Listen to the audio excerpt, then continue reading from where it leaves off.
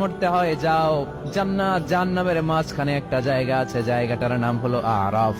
এই আরাফের মধ্যখানে যে দাঁড়া, ওখানে যে মালাকুল মউত কাঁপতে থাকবে। মালাকুল মউত বলবে, আল্লাহ সৃষ্টির শুরুতে যদি জানতাম সবাইকে মৃত্যুদান করার পরে, রূহ কবজ করার পরে আমাকেও মরতে হবে, তাহলে এই কঠিন দায়িত্বের ব্যাপারে আপনার কাছে ক্ষমা চাইতাম।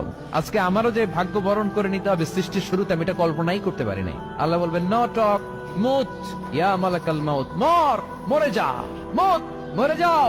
বলার সাথে সাথে মালাকুল মউত এক বিকট চিৎকার হাঁকিয়ে মরে যাবে। মালাকুল মউতের চিৎকারটা সেদিন এত ভয়ঙ্কর হবে, বিষ্ণু ঈসা ইসলাম বলেন, ওই চিৎকারের আওয়াজ যদি পৃথিবীর মানুষেরা কান দিয়ে শুনতে পেত, তাহলে কিয়ামত সংগঠিত হওয়ার জন্য আলাদা করে ইসরাফিলের সিঙ্গার প্রয়োজন হতো না।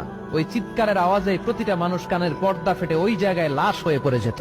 এবার ডানে বায়ে সামনে পেছনে উপরে নিচে কেউ নাই, একজন ছাড়া। জোরে বলতে হবে, তিনি কে?